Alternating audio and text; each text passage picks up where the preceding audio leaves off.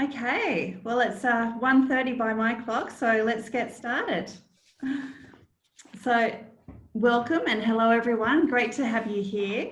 And we're excited to welcome you to our webinar today on creating the new normal with allied health, helping participants through to the other side of COVID-19.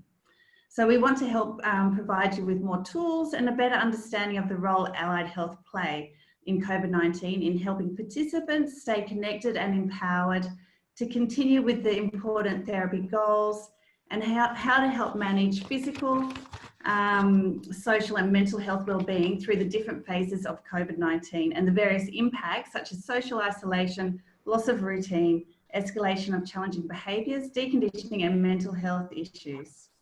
We are now looking at slowly coming out of the other side of lockdown and the effects that this has had on our communities and our participants. So providing a constant in this uncertain time is so important, and this is where allied health has a significant role to play at this time. So instead of hibernating through this time, Recovery Station is working to connect more than ever with clients and our valued network to foster community, collaboration, and even better long-term goals for our participants that we all serve. So now I'm very excited to formally introduce you to the stars of the show, both Erin and Elliot. So as a little bit of an intro, so Erin is a highly skilled OT with 15 years experience. She's a senior clinician, supervisor and functional and mental health OT. The list probably does go on. So Erin's known for her care, her compassion. She's a Recovery Station star. Some of the skills that she brings to the table include working with challenging behaviours, progressive neurological conditions, complex home WODs, SIL and SDA reports, end-of-life planning, sensory integration, and a lot more. Erin is an all-rounder and her clients feel in safe hands with her care and compassion. Now, Elliot has what it takes to exercise. So graduated from University of Tasmania in 2011, he's worked in a variety of roles from Cricket Tasmania to a national role in rehab. He now thrives in his role working with people with disability and achieving amazing results. He runs groups and various programs, including the PD Warrior Group for people with Parkinson's disease.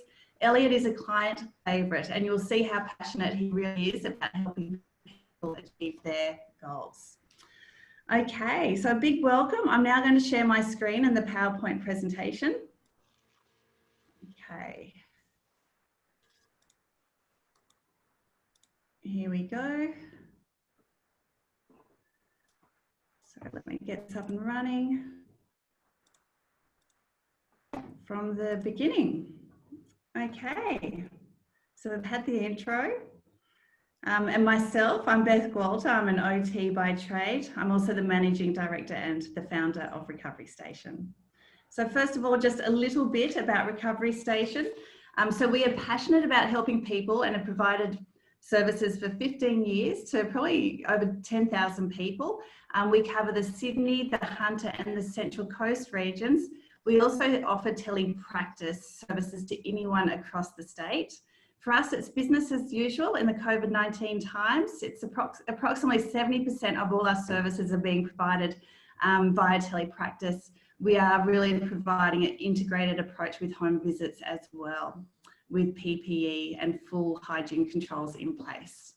As an essential health provider, so with a large multidisciplinary team, we offer a diverse range of services and therapy in the one team. We work with our team who are solution focused, and with nearly 70 clinicians and 30 support staff, we manage some of the most complex cases in our communities. Supported through leading supervisory and training programs, our clinicians are highly skilled, regarded, and they've been with us for a very long time. So we've assisted people to transition out of nursing homes, to drive again, even to walk again. So now I'm excited to hand it over to Erin, who will take you through mental health OT, and we'll also be introducing a case study which Erin and Elliot will be going through together. Handing it over to you, Erin.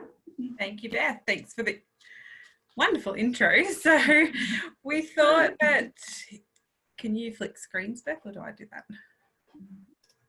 Yes. Yeah. Beautiful. So just starting off and looking at social isolation and occupational deprivation and what is essentially our new norm at the moment. So as people, we generally like stability and routine and a sense of control over our environments, as we can experience tremendous stress when there are disruptions in our normal lives. Current social distancing restrictions due to COVID-19 have contributed to many significant and unplanned changes to our routines and the activities that we participate in and the people that we see. And for many of us, this can be contributing to an increased sense of anxiety. So that sense of the unknown, being unable to plan ahead for the future, constantly changing medical and government advice, financial stresses, loss of autonomy, the list goes on.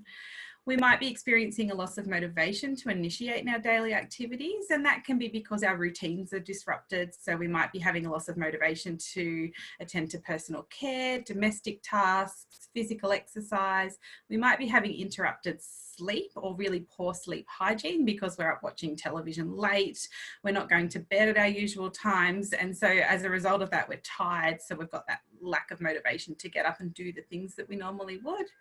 We might be experiencing a sense of social isolation just because we might be missing our friends or our family or going to our regular programs, or a loss of engagement in meaningful occupations purely because we can't get out and do those things that we would normally enjoy doing and like doing.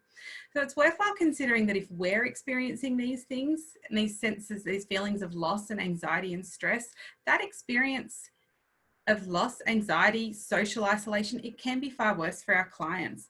If we consider our clients, consider someone with an intellectual disability who needs their weekly schedule to remain predictable in order to support them to maintain that control and order over their world.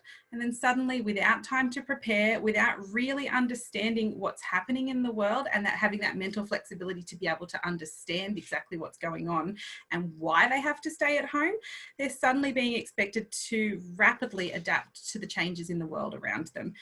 They can't attend their local day program anymore. They can't go out for their regular coffee with their support worker. They're missing that social interaction that they get from ordering their milkshake and talking to the support staff at to the wait staff at their favorite cafe. So they're experiencing that loss and that anxiety at that change. They might be spending more time at home in their group home or with their parents instead of going to their day program, and as a result, because they don't understand everything that's going on and mum and dad are stressed as well, suddenly those behaviours are escalating as well and everybody's stressed out. So there's lots of things going on for these people that they've lost that huge sense of control, and there's lots of things that we can contribute to help them to gain a bit more sense of order in their daily lives. Alternatively, we could consider someone with autism who finds social interactions to be very challenging and has been working with their support workers to build their skills and confidence and comfort in accessing the community. Again, this person prefers order and predictability, and suddenly after months of having someone encouraging them to leave the house and practice their social skills, they're then given permission to stay at home and isolate. And because they get really comfortable in their home environment, they're then starting to distance themselves. They might be cancelling sessions with their support worker, even over telehealth or video conference, because they're not comfortable with that type of communication. So how do we engage them in their social activities and prevent them from becoming socially isolated? And how do we then help them to manage that anxiety and re-enter society once the COVID-19 restrictions and social distancing limitations have been lifted? And that's where your allied health team can come in and help. Go back one, Beth. I talk a lot. Thanks. So like us, some of our clients have made the seamless transition into the new norm, but others might be experiencing a few more challenges adapting to life as it is right now.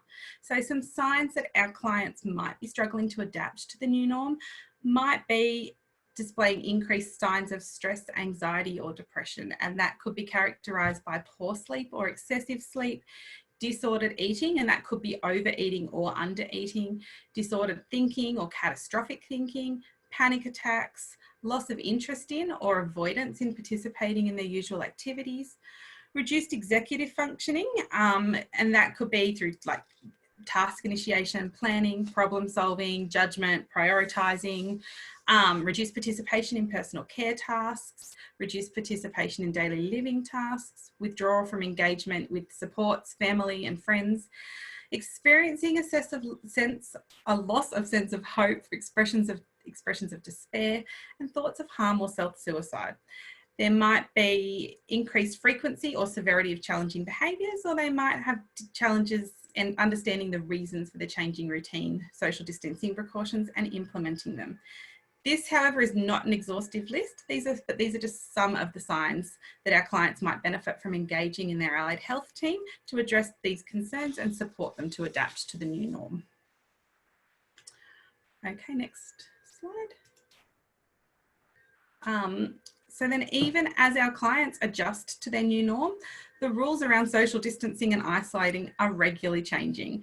So our clients may struggle to adjust to change and may have difficulty understanding and adapting to the changes in these rules. So as of tomorrow, we are allowed to go and visit other houses. We're allowed to, so my parents are allowed to come and visit, or I can visit my parents' house. I know I'm trying to explain this to my kids who for the last 5 or so weeks we've been saying, no, you can't go and visit Nan and Pop. And now they're like, but we're going to get sick, there's germs, we can't go. So how do we explain that to our clients that we are starting to lift the restrictions and everything that we've just taught you about keeping distance and not engaging with other people? Now we're starting to reverse those. So our clients might have difficulty adapting and adjusting to another new routine or another schedule. They might struggle to move out of their comfort zone and re-engage with society, especially those that have a preference to socially isolate and find social interactions challenging. They may have experienced some physical decompensation as a result of extended time spent at home, particularly if they're people that have during that time spent at home disengaged from their regular routines and they're not completing home exercise, they're not going for regular walks and things. And they may have difficulty re-engaging with their daily activities, exercise and life roles as a result of this. So the Recovery Station Allied team, we're ready to help our clients to adjust and adapt to this ever-changing world and support them and their support workers to remain as engaged in their daily occupations as possible. Next slide, Beth. So at Recovery Station, we're working as a team to support our clients to address these concerns and support them to adapt to the new normal. We're offering telepractice for all our allied health services to ensure our clients can continue to receive the care and support that they need during this time. So as Beth mentioned in the intro, I am a mental health occupational therapist. Lots of people don't understand the difference between a regular OT and a mental health OT. And so I can confirm, because I work as both, that there is definite difference between mental health OT and physical OT. OT is a profession that's concerned with promoting, Beth, do you want to flick the slides? Promoting health and wellbeing through occupation. Occupations are the everyday meaningful activities that people participate in or use to occupy themselves.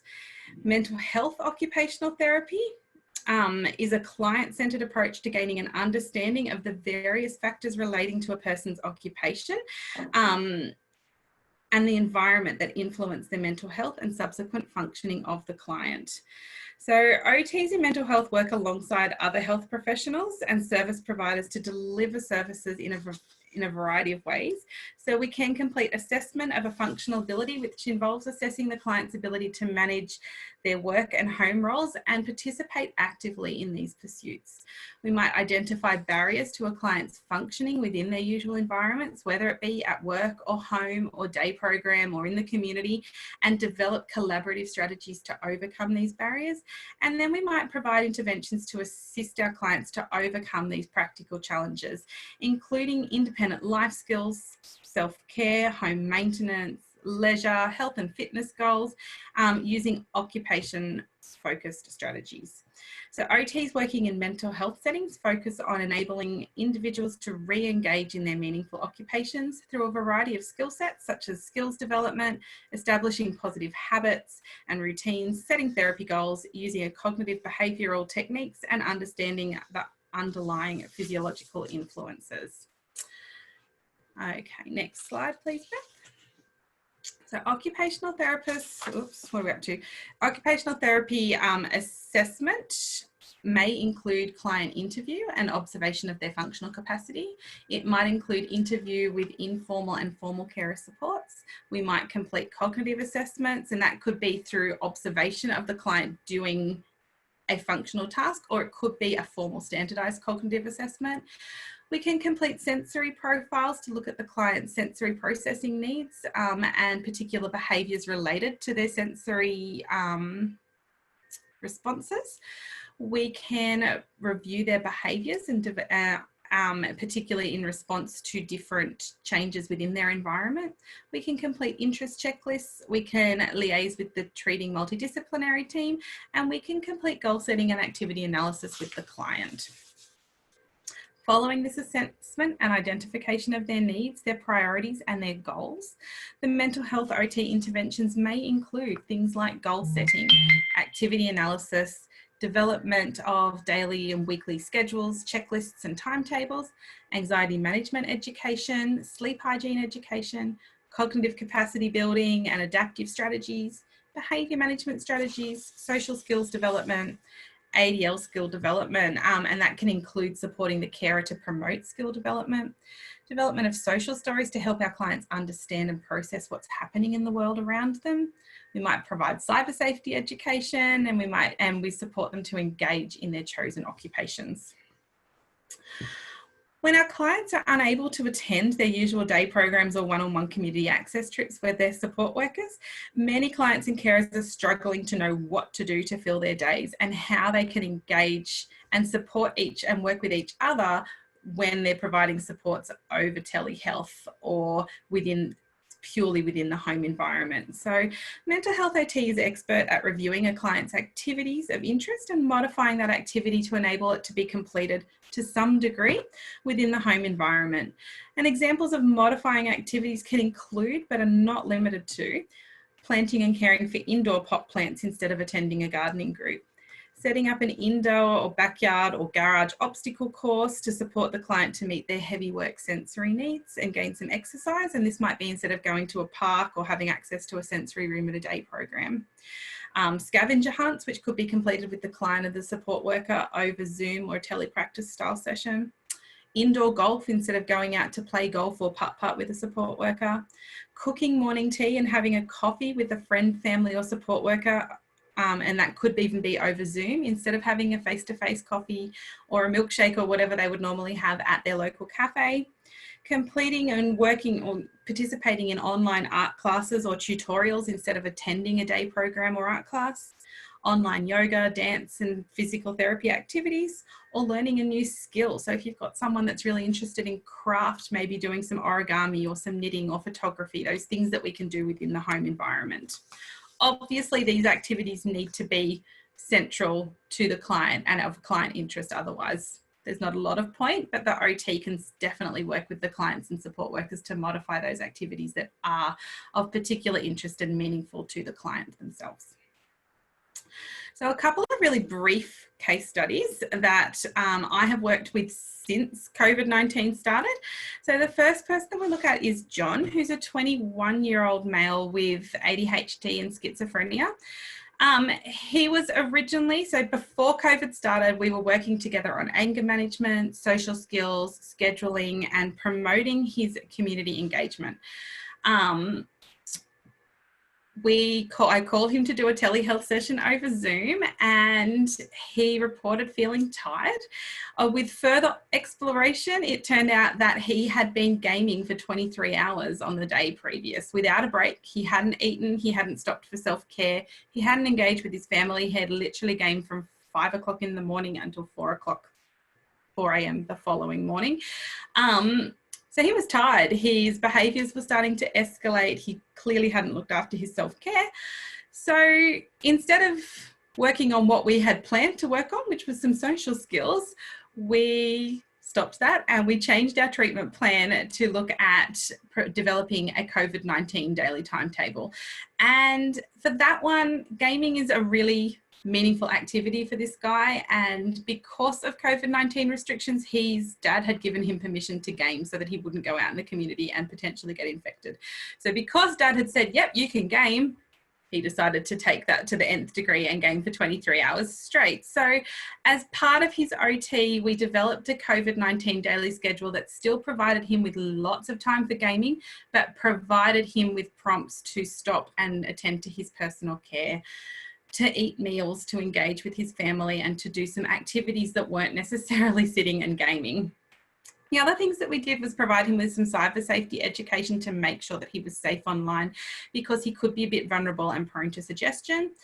We put some alarms into his phone to remind him to take hourly gaming breaks, to get up and stretch. And because for part of his anger management, he tended to get quite angry with the games he was playing if he played them for long periods of time, and would then tend to punch walls and damage furniture. So by having that regular break, we were still working on his anger management strategies as well.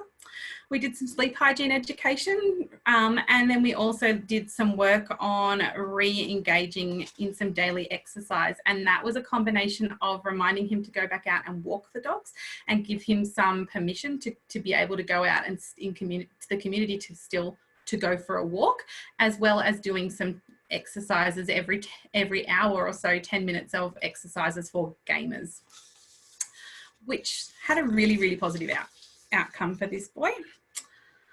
The other client that I have been working with was Sam, who's a 23-year-old male with cerebral palsy, depression and anxiety.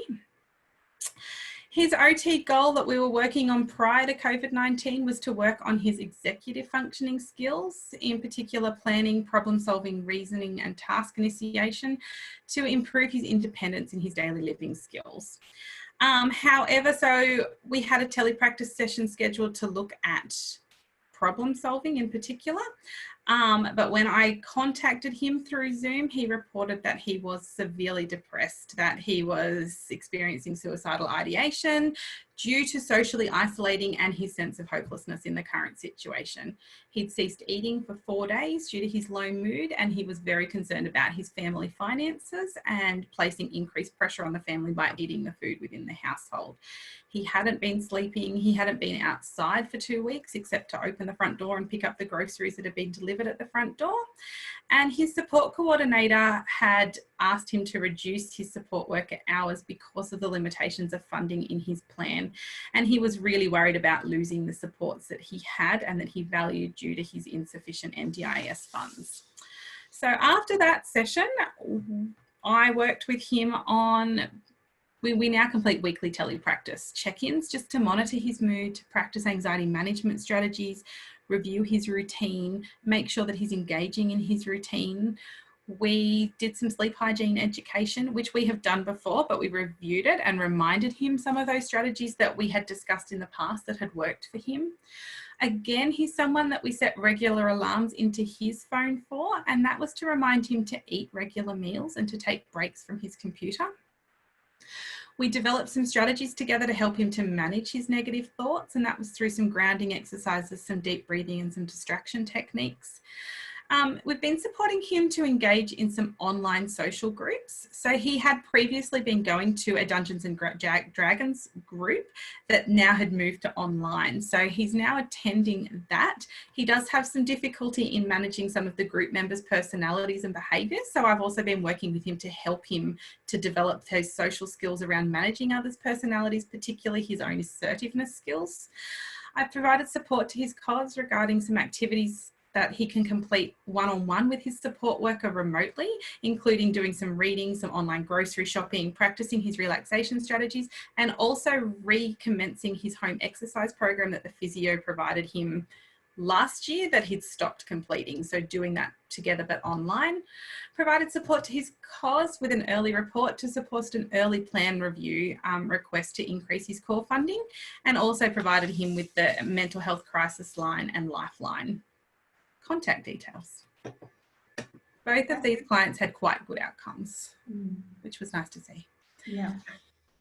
Yeah, wonderful. Thank you, Erin. That's great to hear so many positive stories during this time, and you had some really great hints on activities and what mental health OTs can actually achieve with clients. So it's now my pleasure to hand you over to Elliot, who will go through exercise physiology and the great impact that he can have and has had on clients. Excellent. Thank you, Beth. That was wonderful, Erin. That was absolutely wonderful. So yeah, let's go on to the first slide there for me, Beth, please. So this is a little bit about what an exercise physiologist is.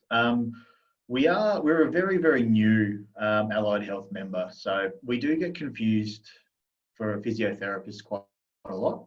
The way I look at being an exercise physiologist is we're a little bit more like the glue. We stick together with all of the other allied health members, which is fantastic because at the recovery station, we've got all of these guys under the one umbrella.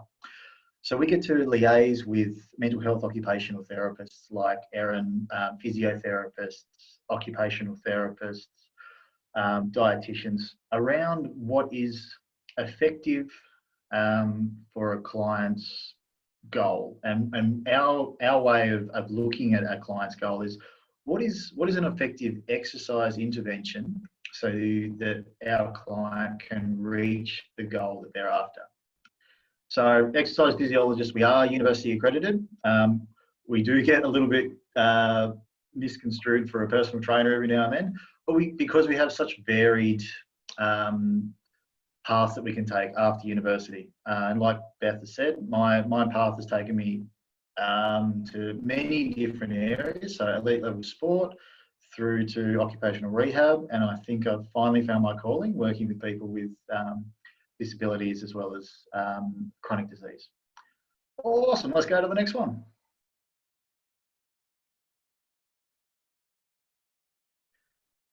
Okay, there we go. So traditionally with exercise physiology, we come in, we have a chat to whoever we're talking to, we're looking for movement patterns, we're looking at previous history of exercise, we're having a really good look at what is an effective movement pattern, how can we set a really good goal for this client, but it's all in person, so we can really adapt well to how that session itself is going, and whether or not there are family members or support workers there with us. And so the move to telehealth was quite difficult from an exercise point of view because we're not physically present. We're only seeing what we see on the screen, where there is a bit of a delay, where we tend to talk over each other, which has been fantastic because now, rather than interrupting, rather than attempting to explain things 5, 6, 7 ways, we're sitting and we're listening to our clients a little bit more. So we are building a little bit more rapport, even though we're not present, which is absolutely essential for convincing people to keep active, which is that's probably, I reckon, about 80% of my job is convincing people that we do need a little bit of exercise in our lives. So what's an effective way of undertaking an exercise physiology session in our with our telepractice? We've got to remember that our job, our reason for doing this is we need to be promoting the end goal through smaller achievable goals, both on the day, for the week, for the month, for the year, however long this goal will take. And we're getting active during that session. We're not just sitting there and having a chat about what we're doing. We're going, right, let's get motivated. We want our client to feel motivated in that session to go, yeah, I want to get active. I want to continue this good feeling that I've got regarding activity, regarding exercise, regarding what I can achieve. And that's the take-home message, is kind of going, what can you achieve? Yeah, I'm going to help you out, but you're going to achieve this. So I've got my little picture there. This is one of my favourite pictures. It's all about perspective. Perspective is so important, especially with exercise, because I mean we've got so much out there in the media with these beautiful people that are, you know, absolutely gorgeous, and they're active, and they're going, hey, look, if you do these exercises, you can look like me. We've got to try and explain to the people that we're seeing that, hey, look, it's not all about that. It's more about, what do you feel comfortable doing? What would you like to achieve? Awesome. So some of the really, really important questions you need that have been asked with respect to exercise physiology and telepractice is, well, how can I actually be effective if I'm not there? How can I help somebody with technique? How can I help someone when I'm not physically present to be able to motivate? And it's all about adaptability, isn't it? So, okay, what have we got? What have we got around us? Are we sitting on a chair? Can you go from sitting to standing for me? Beautiful. Guess what? You've just done a perfect squat. If you do 10 of those, every time you go to sit down a day, you might end up with 50 squats. Happy days. It brings us on to our next one. How can you really deliver class or one-on-one based exercise through online media? Now then, we're on one at the moment, aren't we? How good is this? We're at 3 people, 3 different locations. One of us is sharing a screen. There are so many ways in which we can show people what we want to achieve. We can show YouTube videos while we're discussing what's going on. We can stop, we can start. It's all about being adaptive in that session, especially with class-based. With class-based, you tend to have 3 or 4 or 5 people all in the one location. In the one location being the Zoom meeting, talking over each other. Effectively setting up, like your preparation beforehand is vital. Going, all right, we've got 10 minutes here. Let's have a 3-minute break. 10 minutes, 3-minute break. Grab a water bottle, making sure that you're starting the session with, hey, look, everyone got their water with them. Has anybody got anything that they'd like to ask beforehand? And I like to start my sessions with, because it's been a really bad time recently, hasn't it? So has anybody got any good news? Start your session off with something really positive. And yeah, the next one, can I be effective without equipment? We've been doing bodyweight exercise since we were knee-high to a grasshopper. So it's about thinking about what was really effective when we were developing our movement patterns, when we were going through, childhood to adolescence. We need to have a look at it and go, hey, look, we can achieve what we'd like to achieve. And yes, it'd be absolutely fantastic to have access to dumbbells, to have access to pulleys, to have access to Pilates-based equipment. But at the moment, we don't. So having to think about what are the movement patterns that we could achieve without that, but that are similar to what we would achieve if we were in that gym scenario, if we were in a clinic scenario, and relating that back effectively to the client as well. And this is this one's from me actually. What can we learn? What can we learn from this? This is really effective.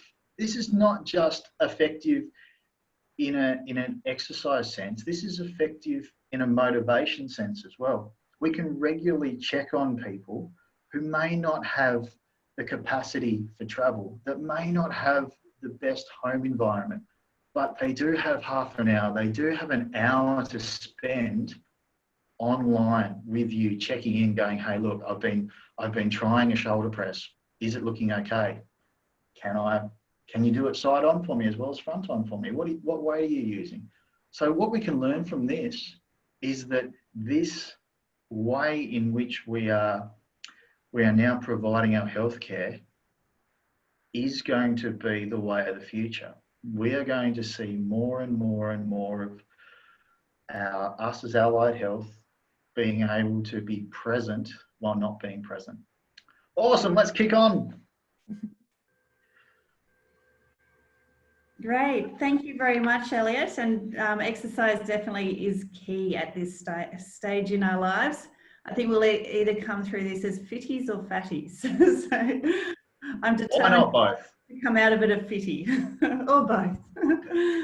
Okay, so now Erin's going to introduce our case study and how Elliot and Erin have worked together with this real life case study. So take it away, Erin. Lovely, thank you, Beth. So Elliot and I, we thought we might introduce you to a client of ours who we've been working with together for quite a while now. Her name is Tracey. She's a 41-year-old female with a quite complicated history of post-traumatic stress disorder, anxiety, depression, borderline personality disorder, selective mutism, agoraphobia, and she's an ex-alcoholic. Now, Tracey lives with her friend and carer who also has her own mental health needs and is currently displaying significant signs of carer stress. She has an assistance dog that supports her to manage her anxiety. She has a close relationship with her sister, but her sister does live in Queensland and is unable to provide that informal carer support that she would benefit from quite regularly. But she does have support workers that attend 3 days a week and support her to engage in community access activities, to complete some domestic tasks within the home and to engage in her daily routine. Thanks, Beth. So some of Tracey's symptoms pre-COVID-19 were things like, so she's had because of her selective mutism, she did have ineffective communication. However, she was able to communicate really effectively using Auslan instead of verbal communication. She experienced reduced motivation to participate in her daily activities. She did have a quite significantly interrupted sleep-wake cycle, which was characterised by sleeping during the day and frequent nightmares overnight, which did result in interrupted sleep and difficulty falling back to sleep. She had quite a poor diet due to her lack of interest in healthy eating and attending to her self-care, and that was related very much to her PTSD symptoms.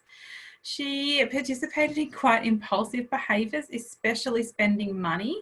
And before lockdown, those impulsive behaviours, the money spending was generally related to buying pets whenever she was manic, and quite poor understanding of her own financial management. She reported tension in her body at all times related to her anxiety, particularly to her back, neck and shoulders. She experienced anxiety and a reluctance to meet new people and participate in social activities. And she engaged in self-harming behaviours, especially when her depression and anxiety symptoms were heightened. And that included cutting herself, overdosing on medications, pulling her hair and punching the walls. She stated that she engaged in those behaviours in an attempt to feel in control of some aspect of her life. Her interest included animals and caring for her pets. Art. She's one of the most artistic clients that I have, and some of the things that she creates are just amazing. She likes gardening, going to church and church meetings, and this is a really, really central part and one of the main interests that she does have, and op shopping with her support workers. So Tracey's symptoms, so I did a telepractice session with Tracey and an Auslan interpreter all through Zoom, which was amazing to see how that all worked. And what we found out during that session is that Tracey's active symptoms since COVID-19 started were things like she was having recurrent nightmares and experiencing a real fear of going to sleep because she was so frightened of experiencing these nightmares. So because of that, she wasn't taking her evening medications. She was avoiding brushing her teeth and changing into her pajamas. So she was really avoiding engaging in those daily routines that we'd been working so hard to establish before COVID-19 started. She was displaying poor initiation and engagement of her daily routine. So she was so fatigued because of her poor sleep that she was having difficulty getting out of bed in the morning. She was really heavily reliant on her supports to prompt and encourage her to initiate each step of the task, to get out of bed, to even have her morning coffee. And she and I have a very, very happy relationship around our love of coffee, and that even getting up to make her coffee, that was all too much for her. She was very much reliant on her support workers or her carer to step her through every single step of her day. She was experiencing an exacerbation of her agoraphobia symptoms. So where we were getting her to go out for walks around the block with her support workers, she was struggling to walk out the front door or go down to the letterbox. She was ceasing her participation in her regular exercise, which is where Elliot came in again.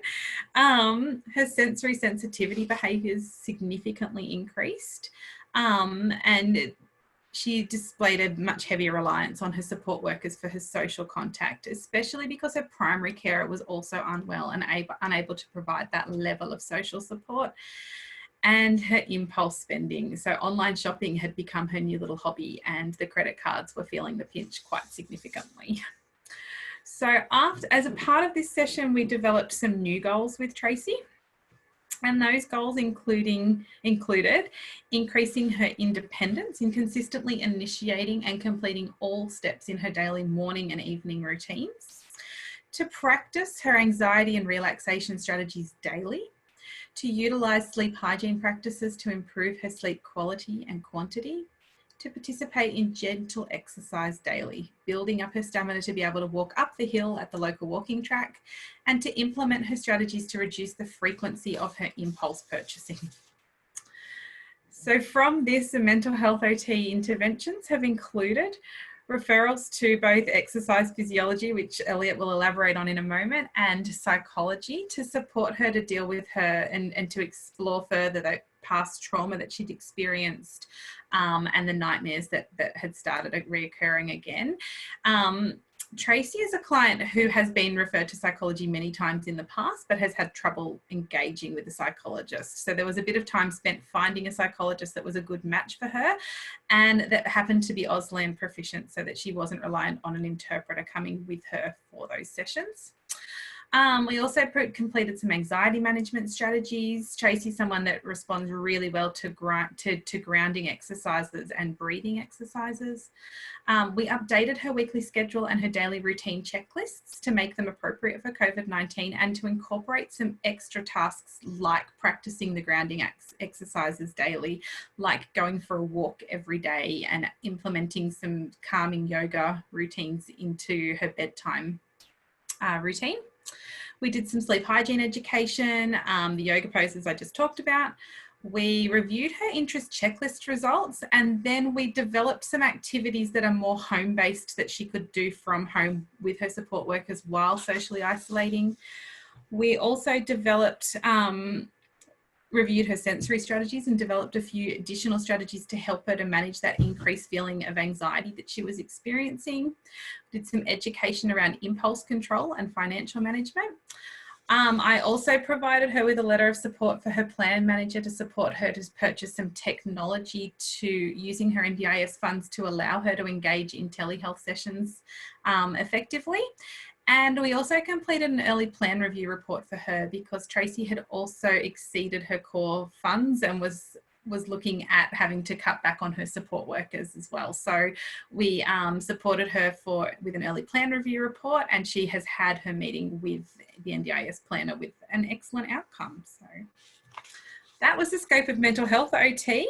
If you flick the slide, Beth, you can just see some examples of her morning and evening routine checklists that we developed. So they're nice and simple and basic, but are including all the little steps that she needed to do each morning and each afternoon and each evening to help her to get up and going for the day, and also get herself calmed down and ready for bed in the evening. They include those main tasks that she needs to do from a daily living perspective, including looking after her pets, having regular meals, having her medications, and engaging in some regular exercise and calming activities. And now I'm going to hand it over to the wonderful Elliot to comment on some of the exercise physiology interventions that he completed with Tracey. Thanks, Erin. Yes, well, it was great working with Tracey. So the first and foremost, it's brilliant working within the scope of an allied health team, because the medical history was already done for me before I got into the session, which is phenomenal because we can build that rapport with a client, especially a client like Tracey, very quickly by asking, all right, well, I know a little bit about you. You tell me a little bit more. So luckily enough, Tracey's support worker was present, and we had as an interpreter, which ensured that Tracey was quite comfortable in her own environment as well. And I tailored my initial assessment around what previously Tracey was undertaking as her exercise, what really excited her with her exercise when she was a little bit younger, and then how can we get back to the sense of excitement and entertainment with the exercise, and what she would really like to achieve with a bit of an exercise intervention. So, but to do that, we really do need to take into account the limitations, and that was a very difficult conversation that we had with Tracey. And like Erin's talked about, I think there's a genuine love of coffee within the entire recovery station staff. So we sat down, we had a cup of coffee together and talked about what was some of the aspects that might be holding back Tracey's capacity for exercise. And it was absolutely around her anxiety around movement and the tension she felt through her body, and whether or not she was going to get injured if she started moving. So we came up with an effective strategy around her love of animals, going, all right, well, let's see if we can stretch a little bit, move a little bit, become more comfortable with moving, so we can get down on the floor with the dogs and muck around. And having our end goal being, let's be able to walk our dogs effectively. So we set a little timeline together with goals regularly to get to the point where Tracey was comfortable leaving the home with her support worker to walk her dogs. But those goals, those initial goals were very, very small. They were small. They were achieving 10 squats a day. And that's not 10 squats in a row, that's 10 squats for the entire day, which initially was very difficult, but achieved within 2 or 3 weeks. Absolutely fantastic. So then that became 10 squats in a row. And it was really, really important to relate those exercise goals back to our end goal here. Just imagine this is a timeline. So but that's where we're progressing to.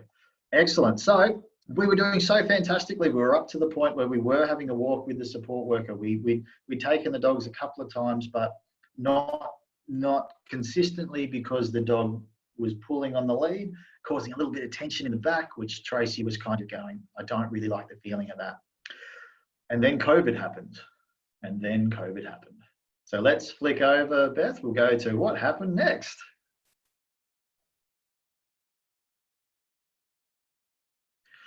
So we had a teleconference session, and it really did highlight the fact that Tracey has not been undertaking a lot of exercise at all.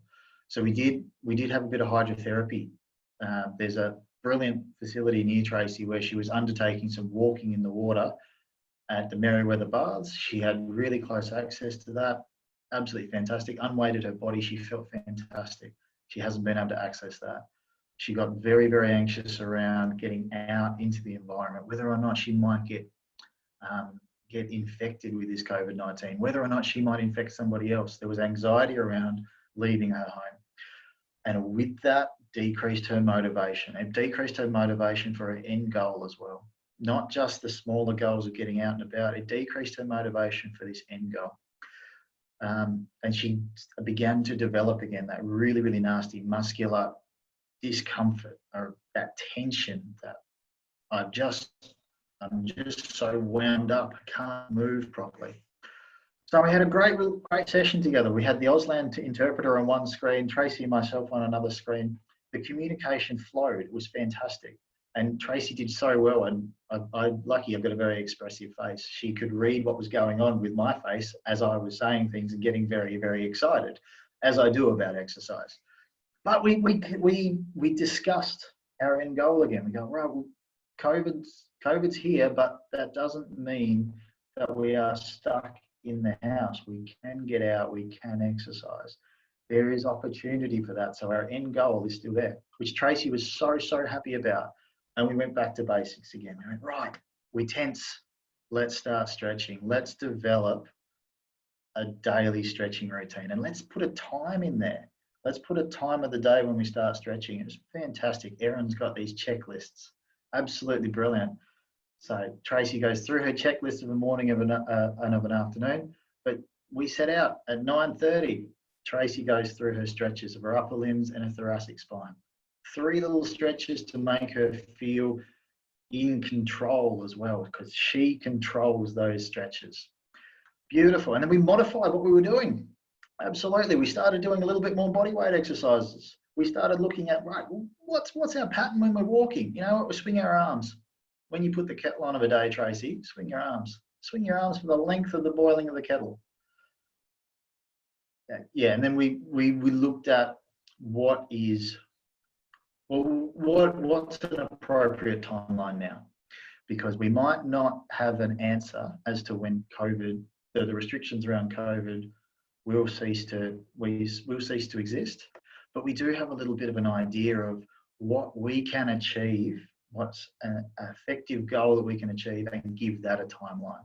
So Tracey set her own goal. She wanted to start walking regularly with her support worker, maintaining her 1.5 metre distance, and she wanted to achieve walking up the hill at her place.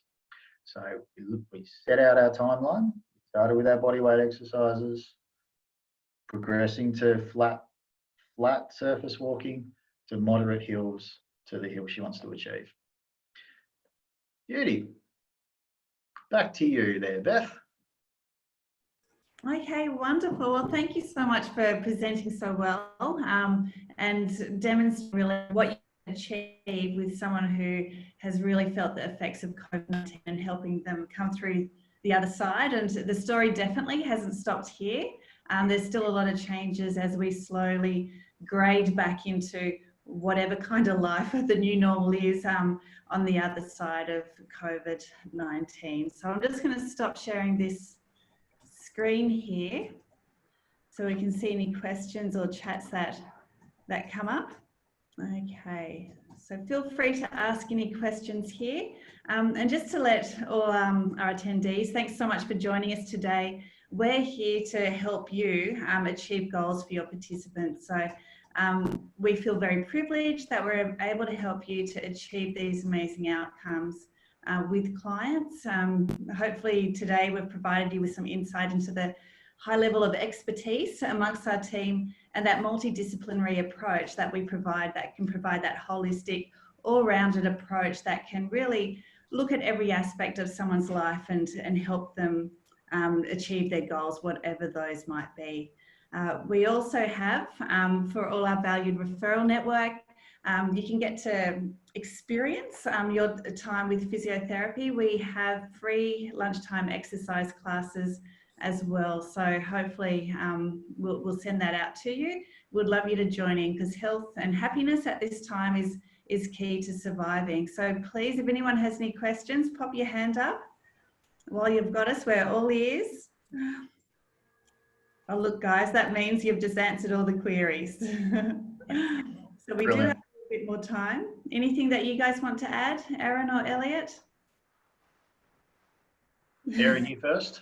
Oh, look, I feel like we've probably covered it, but I think it's just to remember that there is so much that we can still provide through telehealth, that we've loads of capacity, and we're here to continue to work with our clients and help them to achieve their goals, regardless of whether it's over telehealth or face-to-face. We can still keep working with them.